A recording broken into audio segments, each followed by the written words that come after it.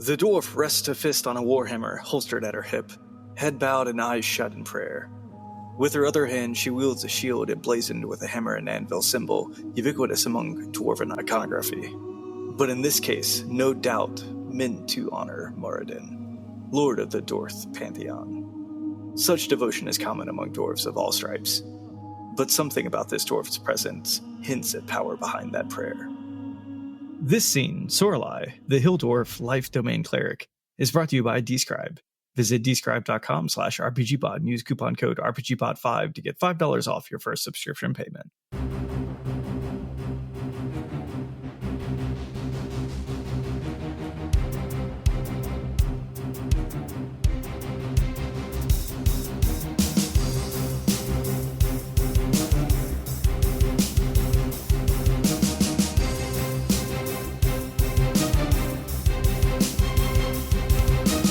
Welcome to the RPGBOT.Podcast. I'm Reynold James, and with me is Tyler Kamstra. Hi, everybody.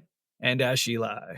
And Saint Attila raised the hand grenade upon high and said, O Lord, bless this thy holy hand grenade, that with it thou mayest blow thine enemy to tiny bits in thy mercy.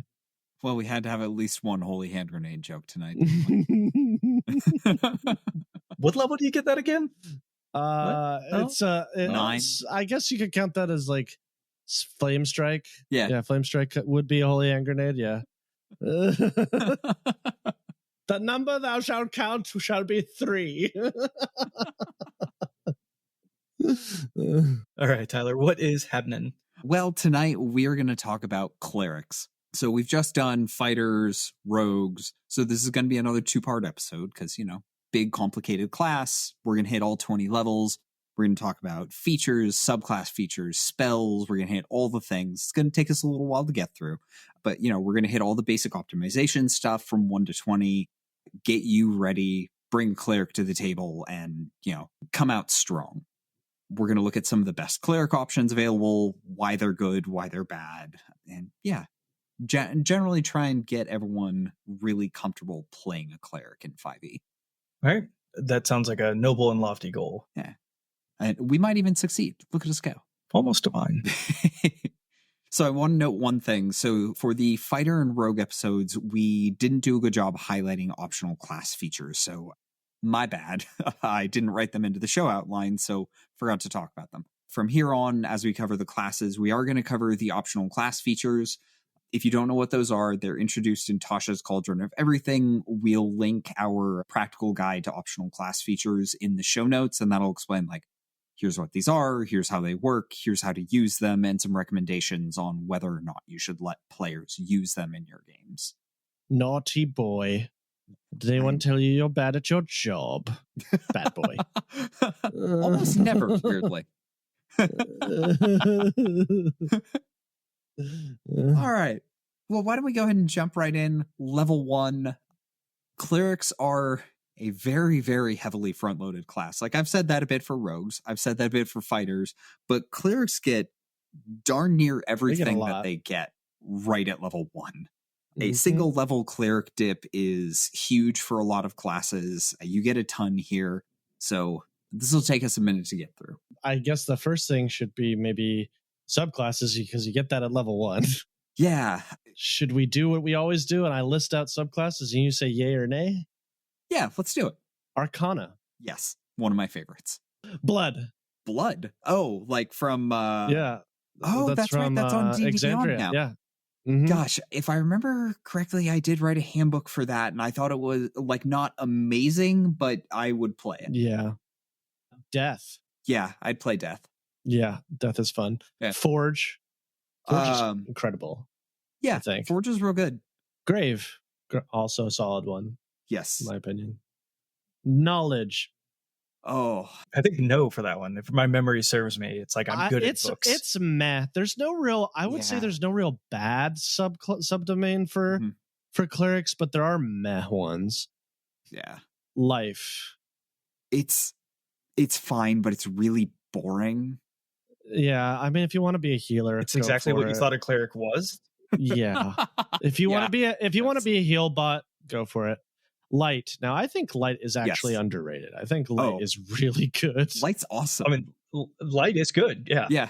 Add fireball to a cleric. Done. People sleep on it. They think it's boring just looking at it, but it's great. It's really good. Yeah. Don't discount it. It's only boring if the only thing you do is cast fireball, because fireball is better than anything else you have as a cleric. Yeah, but it's And I fireball. only mean that partially. Yeah. Moon cleric. I don't think I've ever played a moon cleric. I think that's another one from the Critical Role books. It might be. Yeah. Yeah. We'll skip that one. Nature. It's fine. I'd rather just play a druid personally. Yeah. Order, also pretty boring. Pretty boring, but the Word of Law or whatever their first level subclass feature is just stupidly easy to abuse. Yeah. Pair that with a rogue in your set. That's true. Peace, broken. Ban it. Yeah. I banned Don't 2 allow things at peace my in your tables, games. and that's half of them. Yeah, no peace. Only war. No peace, only war. Weirdly, yes. Yeah, okay, we'll skip to war. Yeah, war is good? No, actually. No. War It has one good feature, which is the plus 10 to a hit. It's situationally easy. That's true. Yeah. What is it good for? Yeah, and you can give it to your one. friends. So yeah, it's that one's pretty good. I would say that one's pretty good. That's in terms of just that one feature. Tempest, also very good in my opinion, especially if you combine it with other things. Yeah, only if you multi-class though. Standalone. Yeah. Standalone, it's your best underwhelming. spell is Shattered. It's like, Yeah, you couldn't give me anything better? But combine it with like a Storm Sorcerer in your set, man. It's great. Yeah. Trickery, really underwhelming. Yeah, really, really hard to play effectively, and it almost requires a rogue dip. Yeah. Twilight, another borderline broken one, I think. Yeah. Yeah. Like as strong as you can get without me banning it, basically. Yeah, and that's all of them. Yeah. We did it. There's so many. Yeah. I think Cleric gets the most subclasses out of any other class. 14. If I remember right, the next highest is like 12. Yeah, and it's weird considering how many of those are just in the player's handbook. So all of those have been around since the beginning of 5e, because they had to come out and say like, okay, here are all of the basic cleric concepts that we need to hit, which means you need like a million different subclasses. Like wizards have to have one subclass for every school of magic, so they needed 7 in the player's handbook. But yeah, I think it's wizards and clerics that have the most subclasses. Like wizards is a close second. I mean, wizards, they've got the 7 schools of magic, war magic, blade singing. Oh, this is good. This is fun. Like Let's quiz Tyler to see if he knows what all the subclasses are for wizard real quick. Yes, all the schools, blade singing. Yeah. Come on. You got this.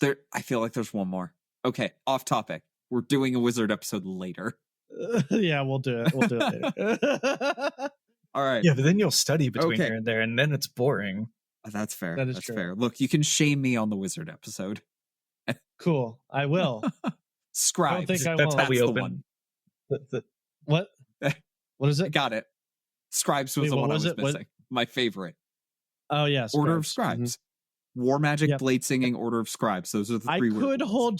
I could hold you up to say like the Critical Role ones also kind of count, but I won't. No, they don't. They're not official. Just because they're on D&D Beyond doesn't make them official. You can't play it in Adventurers. D&D Beyond's kind of official. Fair enough. It's kind of. That's a weird litmus test. All right. So clerics. Hey, what subclass does everybody want to play? I'm going to go with what I've played before because I really enjoyed it. Death. Okay. I was terrified. I'm going light domain. Yeah. I'm going to do something a little crazy, and I'm going to play War Domain. Partially because I want to show off like why War Domain on its own has problems, but also because I think I've got an idea for a build that might actually make it work with weapons. I think if you combine War with something else like a fighter, it's actually pretty decent. But maybe. Yeah. All right. Okay, so level 1. Same as any other class, you've got to figure out your race, you've got to figure out your ability scores.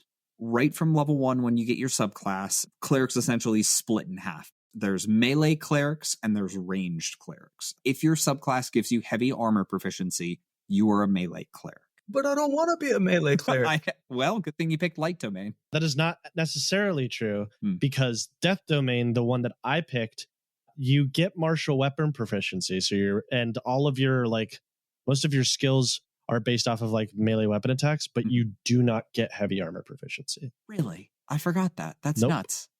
Okay. Yeah. It's real weird. There are exceptions. Right. Mm-hmm.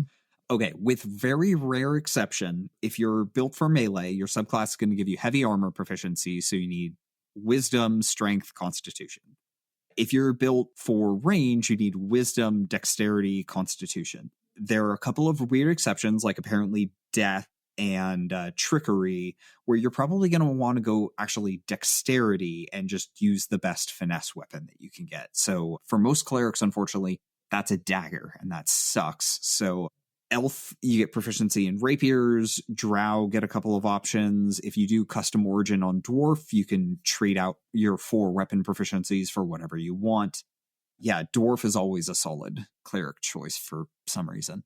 So yeah, wisdom first because you're primarily a spellcaster, and then constitution and either strength or dexterity, depending on what you're building. Technically, you don't even need strength if you're built around heavy armor, because you can get by just fine purely on cantrips, like holy symbol on your shield, full plate armor, you've got 20 AC. Sure, you're going to take a speed penalty if you don't have enough strength, but who cares? Get a horse. Get a very expendable horse. We're just going to burn through those horses.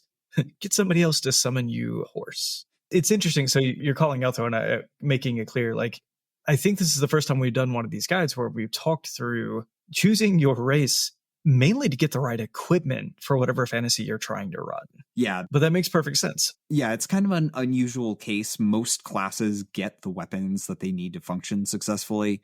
A really good example here is the Trickery Cleric, because they don't get better armor proficiency, they don't get better weapon proficiency, but they're very clearly designed to be in a party of highly dexterous, stealthy characters. So it's I could build with a bunch of strength and just be a huge problem, but I'm more likely I'm going to build with a bunch of dexterity, and in that case, my only melee weapon option is a dagger. So going for a race that gets you a better finesse weapon like a rapier or a whip or something like that, that's going to do nice things for you if you intend to lean into weapons. But again, weapons aren't a fantastic option for clerics. So don't feel stressed about trying to make weapons work for your cleric. They won't. And we'll go into that more in a little more detail in a bit. But you don't get extra attack. Blessed Strikes is not enough. Weapons don't work great for clerics. You can do it, and I'm going to try with my Wardomain cleric tonight, but you have to jump through hoops. Dump stats, intelligence, charisma. Those are your 2. Weirdly, in previous editions, clerics actually needed charisma to power Turn Undead. So WotC has wisely decided that was super dumb. Yeah. I love that. No, that's fantastic. Yeah. Because you're fooling them. It's this holy symbol, you're very scared of this, aren't you? And they're like, oh, I'm very dumb. I'm very stupid, so I think you're onto something. No, going to go the other way. That is quite dumb. Yeah. Imagine a priest with a stutter just trying to, compel you. Oh no, the poor priest. Yeah. So that charisma issue persisted into the original printing of Pathfinder 2nd edition. Pre-remaster, clerics got Divine Font, which gave you free castings per day of either heal or harm equal to your charisma modifier, or 1, whichever was higher. They realized what a huge pain point that was, even with PF2's ability scores and stuff. So in the remaster, it's just, you just get it. You just get it for free. You no longer need charisma on a cleric. But this does also create some really unpleasant situations where you're the high priest of some religion. You're the level 20 cleric, the best cleric that this religion has seen in a century. And you've got 8 charisma and can't deliver a speech. And you've got 8 intelligence and can barely read a book. So you open up your holy scripture and it's I know some of these words. Yeah. Also, clerics are famously bad at the religion skill, which feels wrong. Yeah, it does. It really does. That feels patchable. I feel 2 sentences, we're done. Yeah, and the druid is also bad at nature. Also true. The wizard can upstage the cleric and the druid on the 2 things that they're supposed to be good at. Yeah. It's very Could be a problem. In 1D&D, one of the options they're looking at for clerics is casting focused clerics at level 1 get to add their wisdom modifier to religion checks. So in one D&D, they're trying to fix it, which will be nice. Good. Okay, so clerics get simple weapons. So kind of the iconic weapon setup for clerics is if you're in melee, mace, shield. If you're at range, you're almost certainly just using cantrips, so you don't need to worry about ranged weapons, really. Medium armor, so you'll start with whatever and eventually upgrade to breastplate. Wisdom and charisma saves, because of course, and then skills, basically same as everybody else, 2 from your background, 2 from your class. Weirdly, you don't get religion for free, so not only can you have 8 intelligence, you could also just not be proficient in religion, and then your cleric can just know absolutely nothing about their religion and yet still have divine power. Don't question it, just 5e. Here we are. Makes sense. So we talked about subclasses, so we'll look at our subclass features in just a moment. Probably the biggest complicated thing that clerics get at first level, subclass aside, is spellcasting. Like any spellcasting class, you're going to get a certain number of cantrips, plus, spell slots, etc. at first level, and you are generally locked into your cantrip. This is a kind of painful decision point, because you might not know what's going to work for your party, you might not know what's going to work for your character, and until they introduced the optional class feature to retrain this every 4 levels, there was no way to change your cantrips. So you could pick one at level 1, realize it was garbage, and be stuck with Spare the Dying for your entire career. Don't pick Spare the Dying. If you had a mean DM. Yeah. Like adventurers. Sorry, you didn't know the game? Well, too bad. You're stuck with it now. Hurry up and kill this cleric. Yeah, we'll get you a new one. If you're not in Adventures League, don't do that to your players. This is mean. Not everyone has memorized RPGBot yet, and I do take that personally. Yeah, of course you would. All right. Clerics do have some gaps in their spellcasting where, especially in the player's handbook, there were spell levels where there just weren't a lot of good options. Like even to this day, clerics only have 5 spells available to them at 8th and 9th level. Your options are very narrow in a few places. In the player's handbook, you got almost as many cantrips as there were cleric cantrips. So most likely you're going to walk out with Sacred Flame, Guidance, and something else. Toll the Dead, awesome. Well, they make up for it by being one of the most powerful classes in the game. That's true. That's true. Yeah, I guess I've hit on the complexity a bit, but yeah, why should you play a cleric? They're really powerful. They're really, really good. The spells you do get are just insanely good. Yeah. But the downside, though, is that if you don't pick certain spells, you're really not doing what you should be doing for a cleric. Yeah, which is unfortunate. Clerics are one of those classes where you can build a successful single class party. Normally, when you do a single class party, it's like, oh, we're going to lean into having limitations because we only have this one thing that we're really good at. But clerics within the various subdomains or subclasses can be so diverse that you can build out a full party and absolutely succeed. Light domain is your blaster, war domain is your tank, trickery is your rogue, and then anybody else is your cleric, I guess. Light, I guess. Or life. Yeah, life, I should say. Life. Got you covered.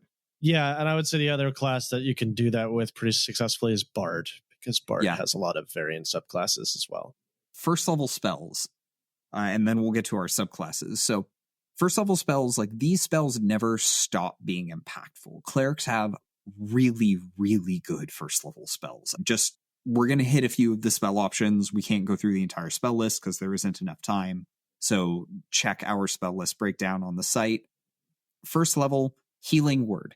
Every cleric needs to have Healing Word. It is basically attacks. If you don't have it, why aren't you just playing a wizard? Or you could just be Laura in Critical Role who refuses to heal people. She's like, that's not my job. That's the other cleric's job. I'm here to do damage. Well, if you've got 2 clerics, you can get away with that. Yeah.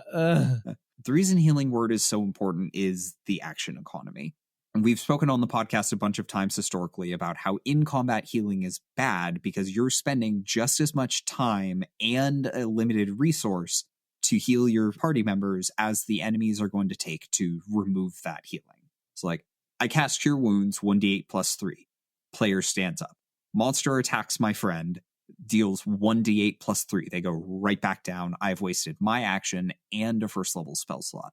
So the advantage of Healing Word is it's a bonus action. So you can do Healing Word and then still cast a cantrip, attack with a weapon, do something else useful. Absolutely essential through the entire game. Your most important hit point is your last hit point. So even when you're at level 20, a first level Healing Word is very frequently enough to save another player, get them back into the fight, and win a fight before they take more damage. Other great options, Guiding Bolt, Bless, Shield of Faith. You're immediately going to have problems dealing with concentration, but Cleric's got a bunch of great stuff right at level 1. So, should we talk about our features? Yeah. All right. What did you guys get? So, as a Death Domain Cleric, my first level spells that I get are False Life and Ray of Sickness. Fine. I also get proficiency in martial weapons. I'm going to use a whip to give me that reach for features that I'm going to get down the line. And then Reaper, at first level, the cleric learns 1 necromancy cantrip of his or her choice from any spell list. When the cleric casts necromancy cantrip that normally targets only 1 creature, the spell can instead target 2 creatures within range and within 5 feet of each other. So that is pretty useful in certain situations. I will say there are only 2 necromancy cantrips. So one of which I believe is already on the cleric spell list, which is Toll the Dead. Mm-hmm. So just get Chill Touch as your other free necromancy cantrip. I mean, it's nice of them to future-proof it. Like, yeah. How about you, Randall? What did you get? Yeah, so first level spells, I get Burning Hands and Fairy Fire. Both a reasonable amount of fun. Yeah. Bonus cantrip, I get Light as a cantrip. If I don't already know it, I hope I don't. I hope that actually wound up being useful. And then Warding Flare.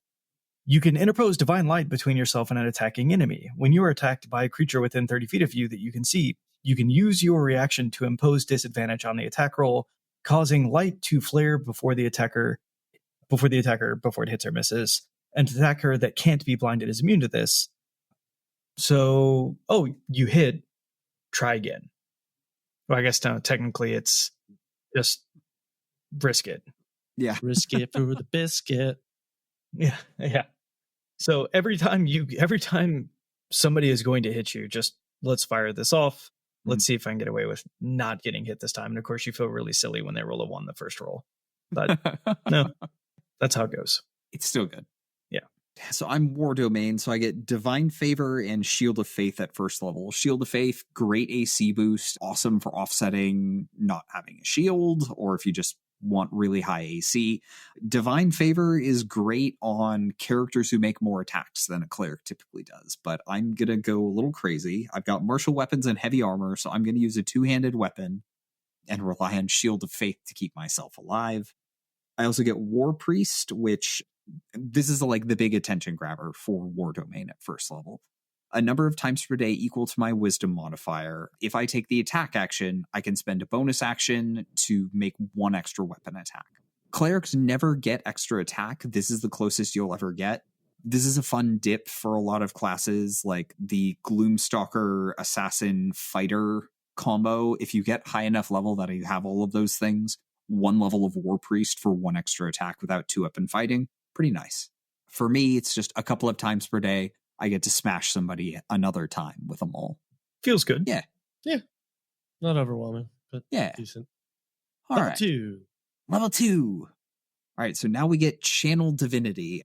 This is the only thing clerics get that recharges on a short rest. So you'll take short rest for hit dice and stuff so that your players don't beg you, your party members don't beg you to heal them. It's like, we're about to take a short rest, just spend your hit dice, that's what they're for. My spell slots are for blowing things up and for other fun shenanigans. So Channel Divinity, by default, you get Turn Undead, and that is the primary use of Channel Divinity, but your subclass will introduce other options that you can use with Channel Divinity. Now, the big problem here is they vary wildly in effectiveness. There's also, since we're talking about optional optional features now, Tasha's Cauldron introduced a new optional feature for Channel Divinity, which is Harness Divine Power, which allows you to get a spell slot back, which is good. So for folks with a useless Channel Divinity, you're just default. That's what we're going to burn our Channel Divinity. That's what we're going to use our Channel Divinity on. Yeah, that was a much needed buff to the subclasses that got a poor channel divinity option. It does only work a few times per day, and it's a pretty low level spell slot, but still, it's, it's better than nothing. And considering you get channel divinity back on a short rest, it's basically free spells. So what did everybody get for their channel divinities? So I got Radiance of Dawn, which is super exciting. As an action, you present your holy symbol, and any magical darkness within 30 feet of you is dispelled. Each hostile creature within 30 feet of you must make a Constitution saving throw. A creature takes radiant damage equal to 2d10 plus your cleric level on a failed saving throw and half as much on a successful one. So literally, like, I walk out of the room and I'm like, let there be light. And I hold up a flashlight, and then everyone around me is like, oh, my eyes, and they take damage. Yeah. Remind me, how much damage is it? 2d10 plus your cleric level. Okay. Or half as much on a successful save. So the scaling is not amazing, but it's pretty okay. And they're making a con save, which is... Saves tend to be high. Easy for them. Yeah. It's hard for you as a player. Yeah. How about you, Ash? What did you get? It's my favorite. I like it. I know it's not the strongest, but I do like it. Touch of Death, which is when you hit a creature with a melee attack. This is important. Yes. Not weapon. Melee attack. Mm-hmm. The cleric can use the channel divinity to deal extra necrotic damage to the target equal to 5 plus twice its cleric level, which at level 2 is already 9 extra damage for doing nothing. It's great. Yeah. The reason why I say melee attack is people don't realize you can do this on inflict wounds, which is great. Yes.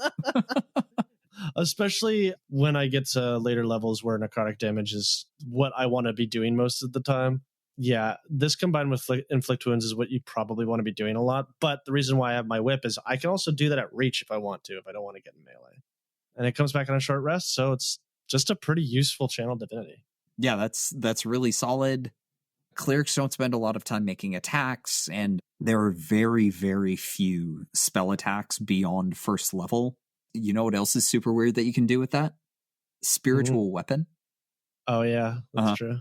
It's still a melee. It is a melee attack. Are you making the melee attack? Yeah.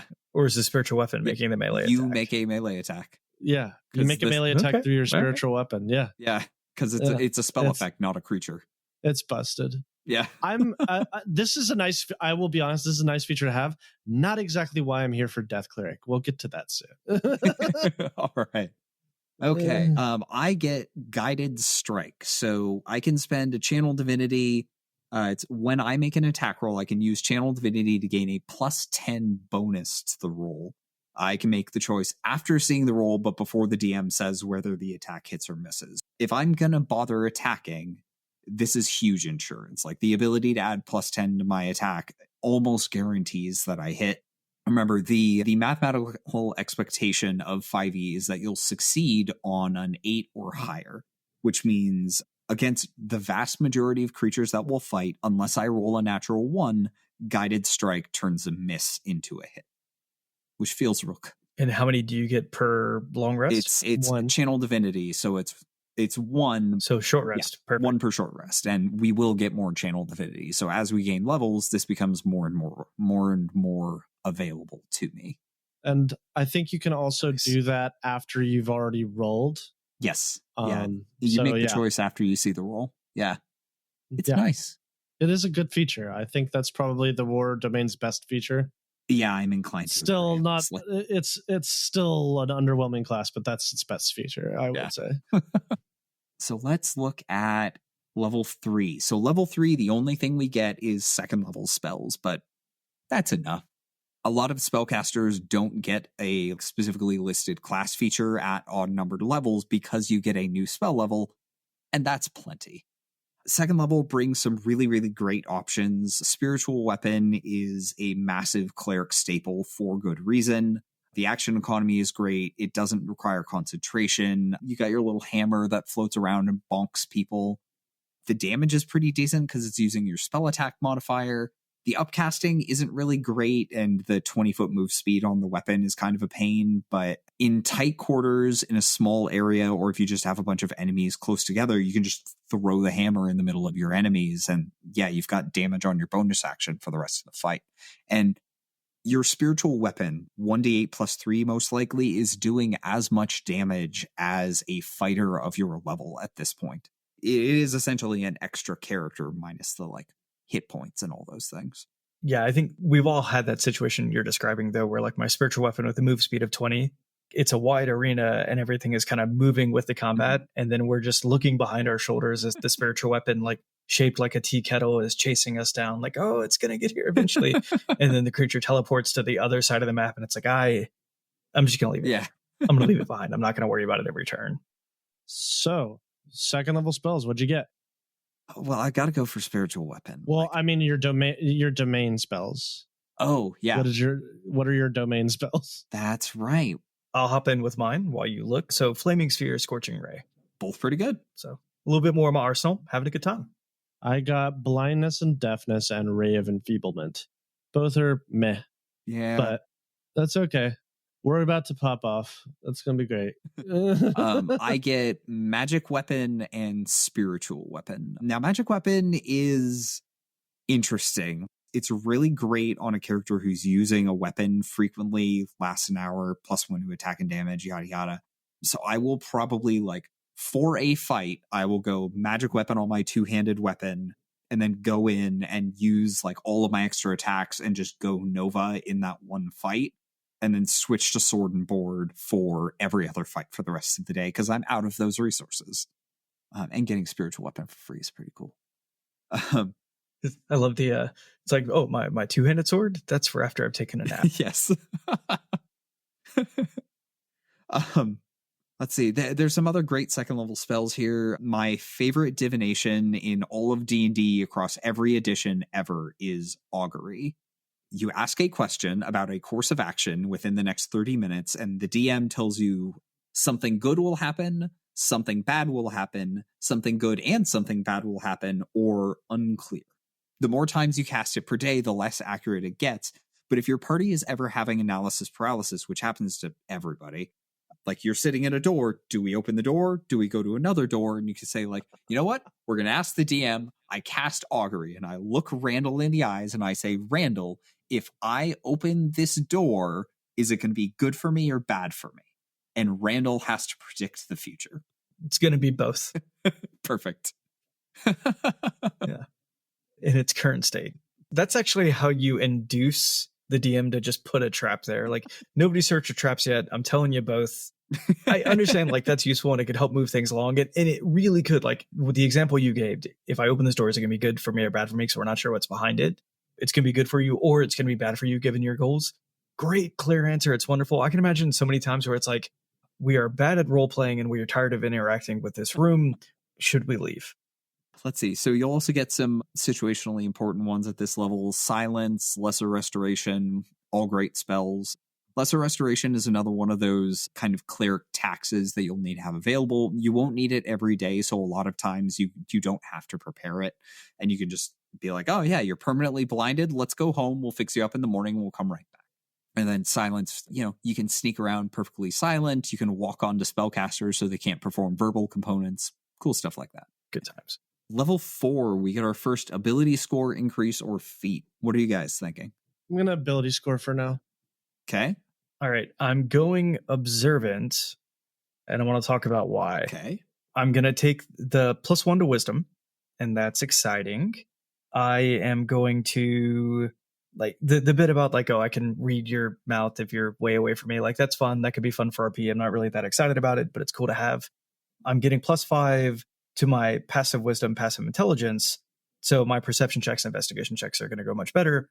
With our Oops All Cleric that we're running right now, in my imagination, one of us having a higher passive perception score is only going to be good for us going forward. Given that we're all dumping into wisdom anyway, it's super awesome. There's so many things where it's like, if you have a passive perception, you just see this trap. You just recognize this thing about the world. I'm going to remove that randomness, and hopefully my DM is going to reward me for it. Yeah, okay. All right, so I'm going to do something a little odd. We didn't talk much about race, but I'm going to go high elf to get... Actually, high elf or high half elf, either would work here. I want Booming Blade at first level as a cantrip. If you only get to make one melee attack on your turn, rogue, cleric, etc., Booming Blade is a huge boost to your damage output. Now, that doesn't work with my feature where I can attack as a bonus action as well, because I have to specifically take the attack action. But why I want Booming Blade is I'm going to take Warcaster. Warcaster gets me advantage on concentration checks, which is awesome for a melee cleric. Usually I prefer Resilient Constitution, but Warcaster, and I can cast a spell as an opportunity attack. Now, usually that's going to be a cantrip. Oh. Exactly. Usually that's going to be a cantrip, which is what Booming Blade is for. But if you're feeling spicy, it can be a leveled spell. Inflict wounds, hold person, anything that only targets that creature can be cast as an opportunity attack. Somebody could go run away from me, and I could think, I don't really want you leaving. Hold person, you're going to stay right here. Mm-hmm. Or Booming Blade, in which case they have to choose, like, do I want to take this extra damage? It's fine. It's a d6, and then they fall down. So that is tier 1.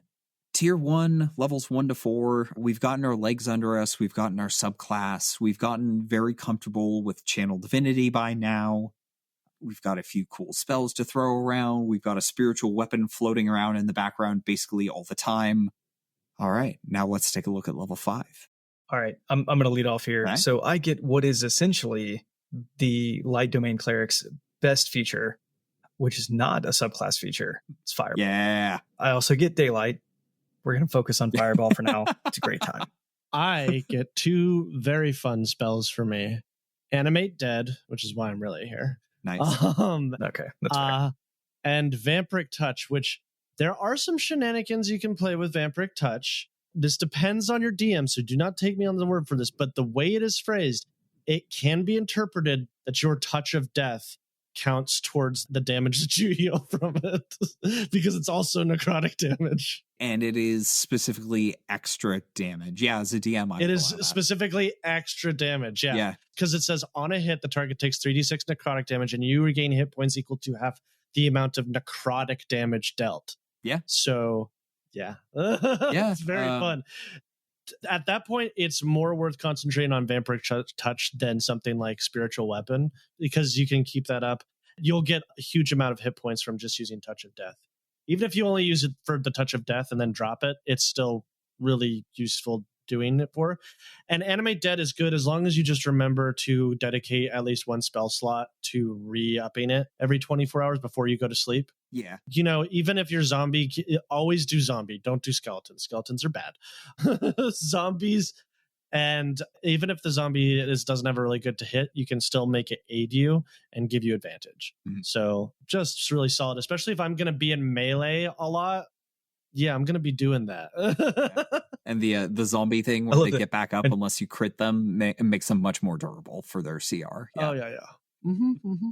I love that. It's like, get over here and help me with this. It's like, hold the flashlight, just shove, straight in the face.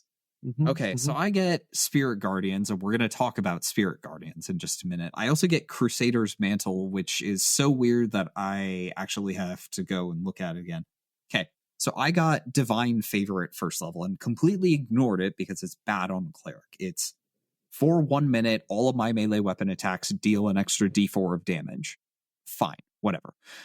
Cool, okay. Yeah, Crusader's Mantle is that for the whole party, which is better.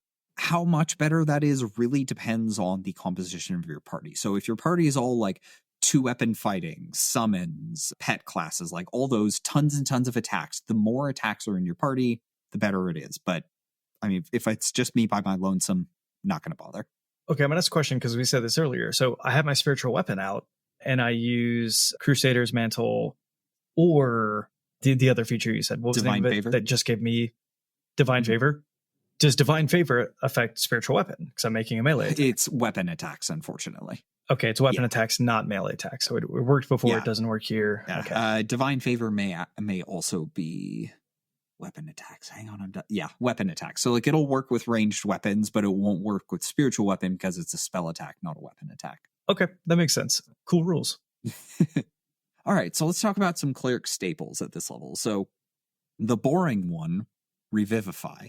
Revivify is arguably the second most important spell available to clerics. It's like Healing Word, Revivify, Spirit Guardians.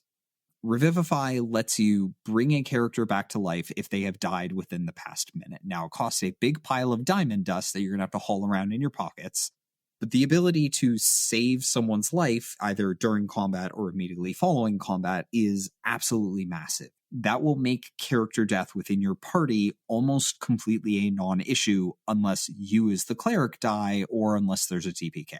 The only thing that makes this a problem is you have to permanently reserve a 3rd level spell slot for this thing. And also you have to carry around a bunch of very, very expensive diamond dust. Okay, remind me, how quickly do I have to get Revivify on this person? I can't nappy nap, prepare the spell and cast it. We're not doing that. 1 minute. 1 minute. So 1 10 minute. That rounds. is not a long amount of time. I mean, okay. Combat lasts like 3 rounds typically, so 10 rounds is actually a super long time. You can grab a drink, Okay. You can have a snack, you can high-five everybody else in the party, and then make your way over to the one guy who died and be like, hey, you missed it. I was great. Okay, the Tasha's channel divinity that lets me get back a spell slot. That is a bonus action. Okay, can I get back 3rd level spell slot? So Eventually. You get a spell slot. eventually, okay. You get a spell slot of a level equal to half your proficiency bonus. So once you're level 17, you can do that. Okay, but I'm not worried about it at that point. Yeah. Okay, cool. This isn't the path. That's No. what we're saying. This isn't the path. You need to keep that spell in your pocket if you think there's a chance Yeah. that one person's going out. There's a chance 2 people are going down. Have it in your pocket twice, or choose favorites. Yeah. Okay. Kind of, yeah. Unfortunately, yeah. If 2 people go down, you're going to have to triage, yeah. I mean, you were all going to die anyway. The rogue sitting in the back, because you were doing that mental math of like, you can save one person unless it's you that's dead. And the rogue is like, well, if you're dead, then I'm still alive. Where Yeah, yes. Yeah, you're fine. You have 1 hit point. All right. Okay, so we need to talk about Spirit Guardians. So Spirit Guardians is the cleric's best offensive spell, bar none, at every spell level, arguably including 9th level. Okay, here, I'm just going to pull up the text. It is hard for me to sell exactly how insane this spell is without just reading it to you. So, first, It's casting called time, a 1 action. blender. Yeah, it turns you into a blender. Hooray. 1 action, 10-minute duration for some insane reason. It does require concentration, so you can have your concentration broken.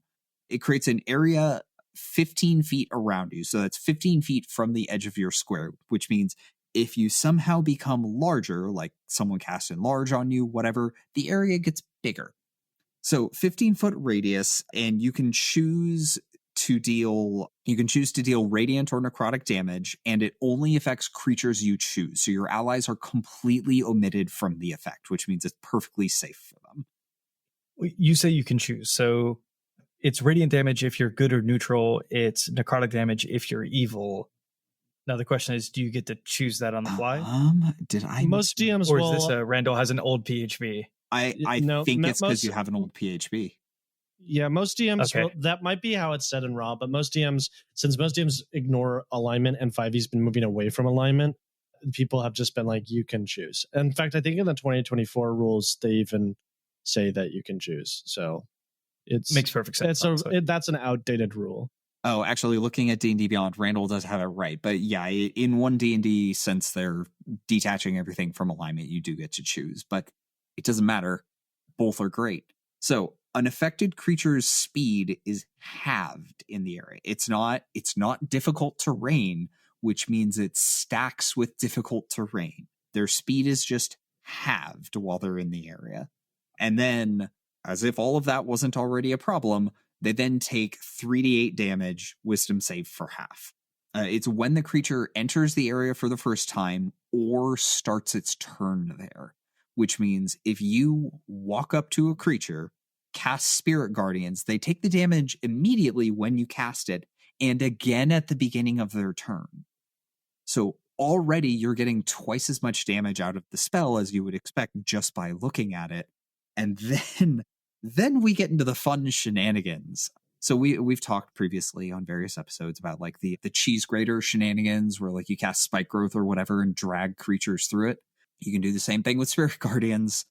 If you can move creatures in and out of the area on successive turns, they continue to take the damage. So if you have somebody in your party who likes to grapple, just pick up an enemy, walk them in, walk them out, put them down. Somebody uses telekinetics, shoves them in, they take the damage again. You can walk through a crowd of enemies on your turn to inflict the damage, ready a dash action, and as soon as your turn ends, run across them all and hit them all again. This spell is so hilariously abusable that it becomes the cleric's central combat tactic immediately. I want to hear what you said a second ago one more time. So I'm going to, what does my turn look like that I then ready a dash at the end? Well, so the spell lasts for 10 minutes, so you can cast it ahead of time. Okay. You can walk into most encounters with... Gotcha. Okay. Like, we might be in danger. Let me get Spirit Guardians up as a precaution and just like walk around. Oh, look, enemies. Okay. Blender. Oh, wow. I was ready to contradict you, but it does say, I thought the creature only takes damage when it enters it on the first time on its turn, but it says on a turn. Yeah. Boy. It's so that if creatures run up to you, they take the damage. Right, that would still be on their turn. I think if you wanted to nerf this spell because it is already really powerful, just say they take damage if they start their turn or when they enter it for the first time on their turn. Yeah. Because then you can't get a cheese grater situation. Yes. Yeah. Yeah. Like, if folks are playing Baldur's Gate 3, like, you can see this very, very much in action. Like, you turn on Spirit Guardians, you walk into the middle of the room, all of the enemies run up to you in melee, and everything dies. It's like, okay, well. Yeah, but the situation we're trying to solve is you walking back and forth between a line of enemies and them taking the damage multiple times. Yeah, which, good God, I really hope they didn't intend for it to work that way, because it objectively shouldn't. The fact that Spirit Guardians is so good, there's very little reason to cast anything else. Yeah. So when the creature enters the area for the first time on a turn or starts its turn there. Yes, exactly. Yeah. Okay, so the way, like, there's no possible way that I'm going to get more than one per turn. But of course, there are multiple turns in a round. There's mine and it hurts, and then there's your and it hurts again.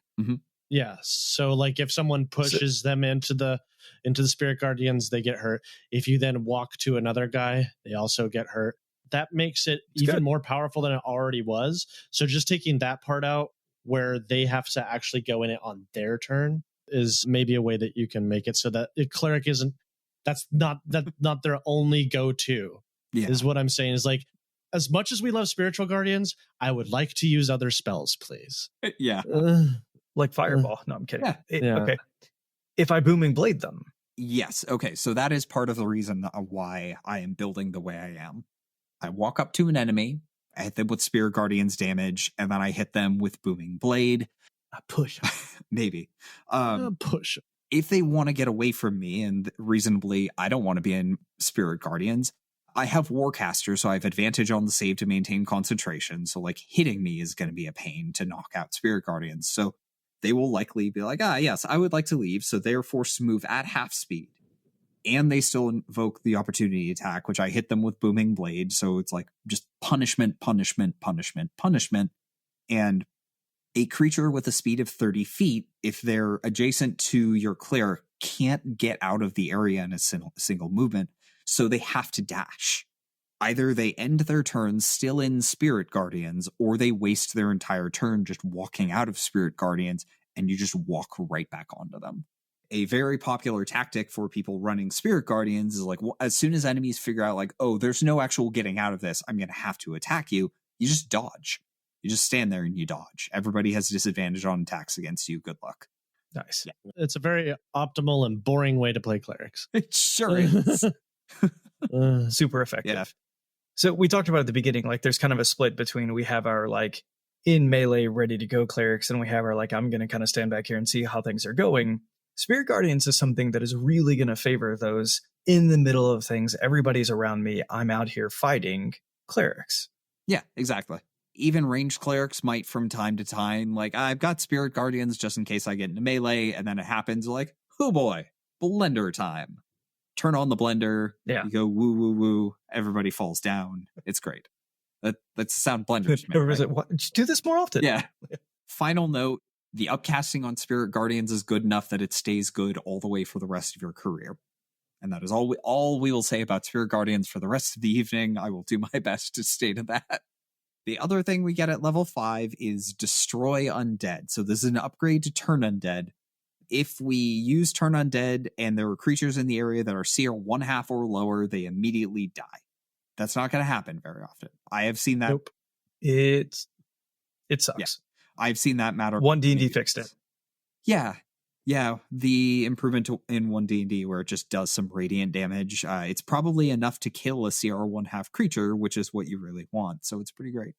Someone's just saying in the chat, like, he hates the idea of like trying to ask about meta knowledge. Mm-hmm. You see everybody feeling away. It's like, did any of them fall down? And you just give that head shake. And it's like, yeah, again, wasted. Yeah. Level 6, we get a second charge of Channel Divinity per rest. So this is awesome. Ash, you can do your death damage thing. Is that melee attacks only? Remind me. Yes, it's melee attacks only. But I have a whip, which allows me some range. Yeah. Unfortunately, you can't do it with the cantrips, but darn, still pretty good. Still pretty good. Yeah. Yep. All right. Let's see. We also get a subclass feature at level 6. What are you guys looking at? I get something that's very necessary for my class, which is Inescapable Destruction. Basically allows me to ignore necrotic resistance from my enemies.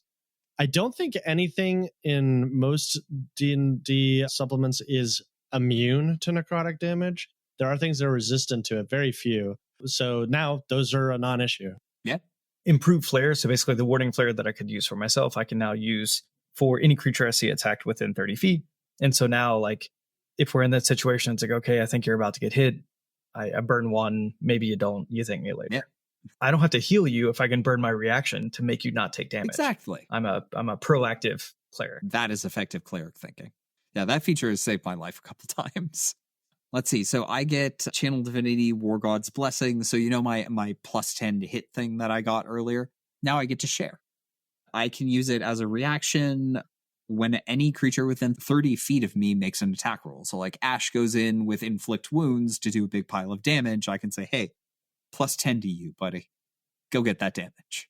Woo! Woohoo! Yeah. Give that to me, baby. Oh, God.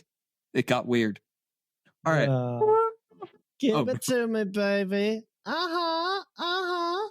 This is a family-friendly podcast, gentlemen. I love making Tyler uncomfortable. And Americana was a family-friendly album. It's called Americana. We'll have a link in the show notes. Show notes are going to be weird. 7th level, we get 4th level spells. This is one of the levels that's a little dry. There are a lot of spell levels for clerics where there just aren't a ton of super exciting options. Here we get Banishment is probably your best combat option because it's just like if you're not from this plane of existence, gone forever. If you are from this plane of existence, you're going to be a pocket dimension for a minute, and then I'll deal with you when I'm done. You also get Divination, which is another great divination spell. It's literally, you ask an extraplanar entity represented by your DM a question. So you can turn to your DM and say, hey, Randall, what's up with the plot? You folks are doing great. This is actually pretty linear. We just have to get through this, and we're going to level 8 next. Great. So what are your domain spells for 7th level? Oh, that's right. Different domain spells. So I got Guardian of Faith and Wall of Fire. Again, Wall of Fire. A lot of fun. Yeah. I got Freedom of Movement, which is kind of decent. It makes you immune to difficult terrain, and it lasts a super long time without concentration, which is nice. I also get Stone Skin, which gives you resistance to bludgeoning, piercing, and slashing damage, unless it's adamantine, but it takes concentration. I'm never going to cast it. Never once. Anytime I would be using Stone Skin, I'm going to be running Spirit Guardians instead. The cleric problem. I get Blight and Death Ward, both solid spells. Yeah, Blight is pretty good, but if I remember right, it's on a con save, which is its biggest problem. That is its biggest problem, but I'm probably not going to be using Blight all that much. Death Ward is always useful. I'm probably going to be using most of my 4th level spell slots to upcast Animate Dead, if I'm being honest. So, you got to grow that arm. Yeah, exactly. More armies means I can do more stuff with them. Only one of them has to be my aid slave now.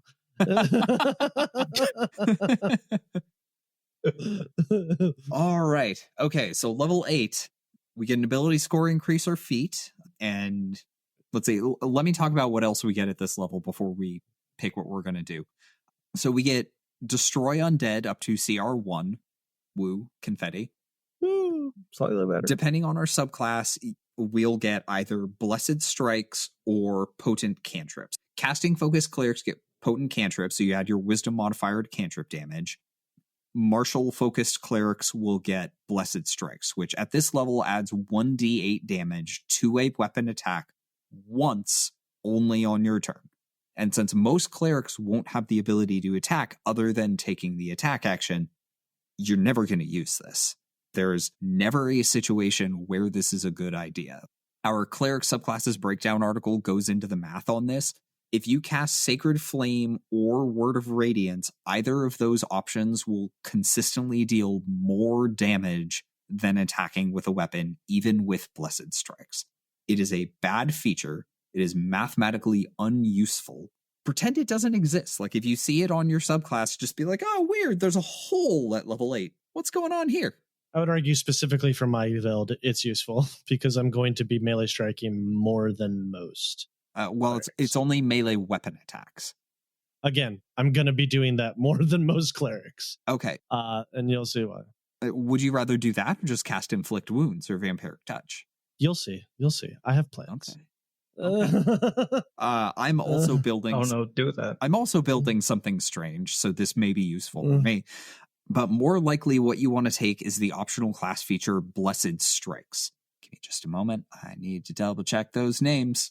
Okay, yeah, I got the names wrong there. Okay, so the class feature in the subclass will be Divine Strike. Divine Strike. Thank you. Goodness, I had it on the That's what I'm here page for just a second, and then it was gone, and then my brain stopped. Yeah, it's Divine Strikes and Blessed Strikes is the optional feature, which basically is the same thing, and now it lets you do it with cantrips. So yeah, okay, so Blessed Strike replaces both Divine Strike and Potent Cantrip, so you can use it on any cleric regardless of subclass.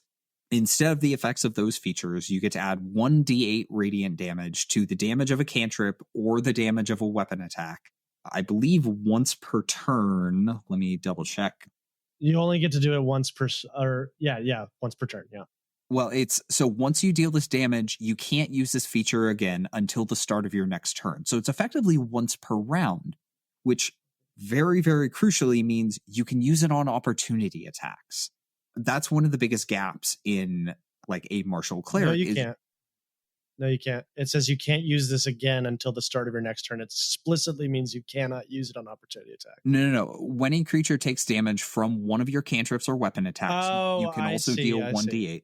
Yeah. So the intent is you don't use it on your turn. I got exactly. Gotcha. Yes. So if you don't use it on your turn, you can use it on opportunity attacks, which means clerics are doing a little bit more damage on opportunity attacks, which previously it's like, oh, great, you're going to hit me for 1d8 plus 2 with your mace.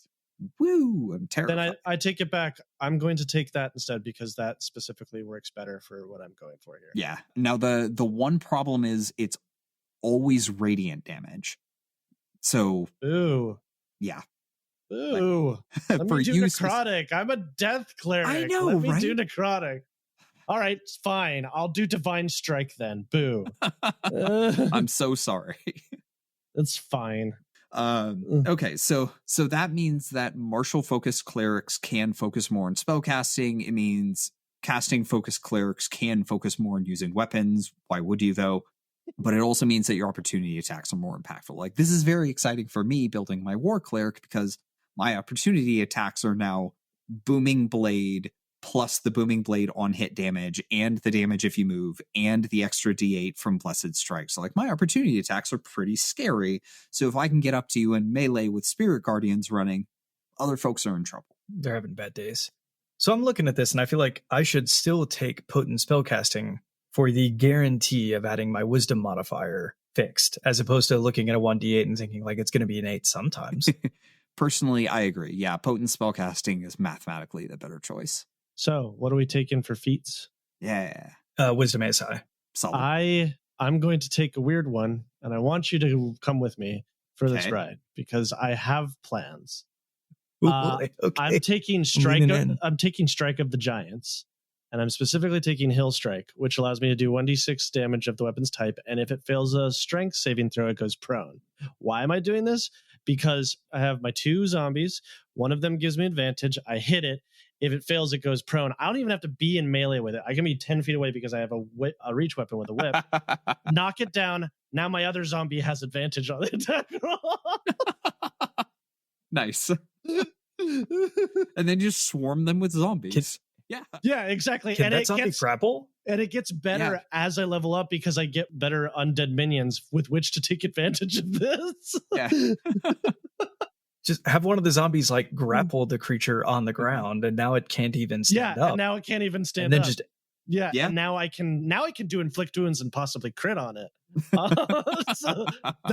So if I get it prone, and I can do that on opportunity attacks as well. So that's lovely. It's gonna be great. All right. Remember, I choose your build. Hey, you've got Fireball. Like I said, I can kill you and your zombies. Yeah. It'll be great. Like I said, the build I'm going for is very specific, and it is flavored for fun rather than maybe optimization. It's just fun. Still sounds really good, assuming your zombies are all alive. Yeah. Yep. I mean, thanks to Undead Fortitude, they probably will be. And like, unless I shatter them, like, you can always just re-undead your undead, right? There's no rules against undeading a dead that was undead prior. That one's actually kind of unclear because you have to cast animate dead on the body of a living creature. If it was a zombie before, it's arguably now the body of a zombie. That's fair. But here's the thing: but if we kill whatever creatures we kill, hey, guess what? You're joining my new undead army, buddy. You're in. No, but you're describing the Diablo 2 problem, right? Where like I go into a tough fight and you knock out all of my skeletons, and I'm just sitting here. It's like I got to go find more skeletons. I'll be back in like 20 minutes. Just wait. Yeah, I mean, admittedly, my build is less good when my zombies are dead, but I still got pretty good spells with like inflict wounds or spirit guardians, I guess. Yeah. But no, PPB has the cure. It's like sick bones, bro. They're gonna look great in my bag of holding. Pretty much, yeah. PPB, you win. And if things go real bad for me, Vampiric Strike will give me a lot of health because I can do that twice on my Vampiric Strikes, which at this level gives me 21 extra damage on each of my Vampiric Strikes, which by itself is 10 extra points of healing, which ain't nothing to sneeze at. Yeah, that's pretty good. All right. I'm going to go something super odd again. So I'm building to be a melee problem. So I'm going to just hand wave and say I started with 17 strength instead of 17 wisdom. And I'm going to take Crusher. That'll bump my strength up to 18 and does a couple of things. But the important thing with Crusher is you hit a creature, and then once per turn, when you hit a creature with a weapon attack that deals bludgeoning damage, you can move them 5 feet in any direction. Yes. So my combo now becomes Booming Blade, Hammer, move you away from me. You are now stuck in Spirit Guardians. Your speed is halved, and you take damage if you move. So like it's hard to move. It's hard to get to me. It's hard to get away from me. So at least against one creature, I am exceptionally problematic. And if there's multiple creatures, it's fine. I'll just cast Word of Radiance. Oh, that's brutal. That's brutal. Yeah. Yes. And then every once in a while, I might remember to make an attack on my turn. Every once in a while, as a treat. Remember, I can only do it 3 times man. a day. They get ridiculous. They just start. You can do some wild stuff with clerics. It's great. All right. Okay. Level 9 spells, level 9, 5th level spells. What does everybody get from their subclass? Okay. Point of order. I just want to say that this subclass came out at the beginning of 2014 when there weren't that many spells. So the 5th level spells I get are not great. I would argue, and I made this argument to DMs and before that it makes sense if this class had come out later that one of my 5th level spells should be Dance Macabre. That makes perfect sense to me. Yeah. And most DMs have agreed with me. So, so that's one of the things that you can sell to your DM is like, hey, I don't really like these spells. Can I take Dance Macabre instead? Because really feels in theme with the Death Cleric. But if your DM doesn't let you do that, Anti-Life Shell, it's fine. And Cloud Kill is okay. As long as you're not dealing with one of the billion creatures that are resistant or immune to poison damage. I mean, if you are, like, if you're fighting against humanoids, it's a brutal spell. It's like one of the worst ways to die in D&D, but but outside of that, it's nothing to write home about. So I have Flame Strike and Scrying. So fun. Yeah. I also get Flame Strike and Hold Monster. And I want to talk about Flame Strike because this is the cleric's answer to Fireball. Randall, you've seen some fireballs. How much damage does Fireball do? 8d6. Okay, and it's what level spell? It's a third level spell that I got at 5th. Okay. And do you know how much damage Flame Strike does? I do not off the top of my head. 8d6. Okay. And I'm assuming it's a spell attack. It's an area damage thing, kind of like Fireball. Hey, Randall, what's the area of effect on Fireball? You were going to put me on the spot. I want to say that it is a 20-foot radius circle. It sure is. The area of effect on Flame Strike is a 10-foot column. So not a circle. It's a column. Okay. So smaller radius. So if you're on the ground, hits fewer creatures, does just as much damage, 2 spell levels higher. Half of the damage is radiant, which is very, very, very, very occasionally helpful. It's just outright worse Fireball. Even worse, 5th edition, the rules for how you place cylinders is they have to either be based on the ground or based at the height of the cylinder. Which means for a 60-foot cylinder like Flame Strike, it can be on the ground going up, or it can be 60 feet in the air going either up or down. You can't just use it in midair. You can't do anything fancy with it like that. None of it. I can't lay down and then have it go 60 feet on the ground. Correct. What if we're playing in like a gravity wavity sort of place? Gravity wavity. I'm playing in an MC Etcher sketch. Or just Spelljammer? Yeah, I have no idea. Oh, that's a good question that I should have asked. Yeah. Because the Spelljammers have gravity. They're down. This is down. Imagine like I'm at the helm of a Spelljammer and I'm just casting up, but it's going all the way through a Spelljammer coming straight at me. Like, that's beautiful. I want that art. Kind of, yeah. All right. Okay. Real quick, other cool spells we get at this level. Commune, it's like divination, but you get to ask the DM 3 yes or no questions, and they have to do their best to answer. Greater Restoration it's the first thing you can get that will restore petrified creatures. It does a couple other status effects, but almost always you're going to use it for petrification. Everything else can be solved other ways that are less expensive. Makes sense. Tasha's introduced Summon Celestial, which is the cleric's first and best summon option. If you just want to summon an actual creature, that's going to compete for concentration. It'll compete with action economy for a spiritual weapon. You can summon an angel that gets to make 3 attacks per turn, and every time it hits, it gets to give somebody like 1d10 plus wisdom temporary hit points. So it's like bonk, bonk, bonk, bonk. Everybody in the party has temporary hit points. Fantastic. Yeah. All right. And sorry, I'm speeding us through since I know we're running super over time. You're giving appropriate amounts of time. So time to talk about our 10th level. Yeah. Yeah. Level 10. Our Divine. controversial 10th level feature. Yep. Okay. So Divine Intervention. Woo. Extremely vague.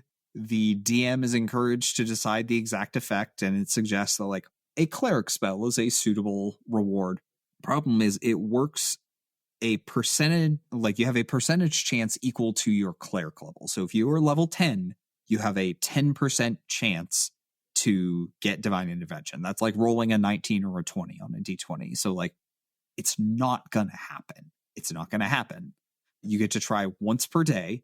It's an action. So like if you try and use it in combat, you've got a 1 in 10 chance of maybe your deity coming to the rescue. Boy, imagine how dramatic it'll be the one time it does happen, but it's not going to happen. Yeah, but when it does, it's great. Well, what's really going to make it dramatic is the 90 other times it failed. Yeah. Well, and just to be clear, like, yeah, you said it's a percentile tied to your cleric level. So when I'm a 19th level cleric, it will succeed almost a fifth of the time. Almost. Okay. Now, why did I say 19, 20? At 20, it succeeds automatically, no roll required. Yeah. So big boost from 19 to 100%. Yeah. And then, of course, once you've done this, you can't use the feature again for 7 days. Yes. Or on a failure after a long rest. Maybe double your level would have been better. Yeah, that would have been much more percentile. satisfying. Yeah, they are completely reworking it in 1D&D, so now it's just going to be like once per day as an action. You can call in your deity, cast a cleric spell of such and such level without both just as an action, so you ignore the casting time and you ignore the material component. So that's like, oh, free revivify, free raise dead, like any of those things. It'll be great. I will say, I think the way that Baldur's Gate approached it was actually pretty smart. It gives you a number of effects. So it can either give you a legendary weapon, heal all of your party to full, or give you just a bunch of cool like gems and stuff. And you can only use it once in the entire game per character. Yep. Which that's then what that says is never use this ever. No, what this says is make some hirelings, have them cast it, dismiss them. Make another hireling, have them cast it, dismiss them. Yeah. Well, that's what I meant. Disposable hirelings, obviously. That's the way. I had like 5 of those legendary maces. It's like, oh, somebody is hurt. Here, Shadowheart, hold this. That's fantastic. Yeah. All right, folks, thanks so much for joining us. We're going to be back next week. If you're far in the future, it's already in your feed right now. You can go listen to it. The second part of our 2-parter on the Cleric class in 5th edition Dungeons & Dragons. Talk to you soon.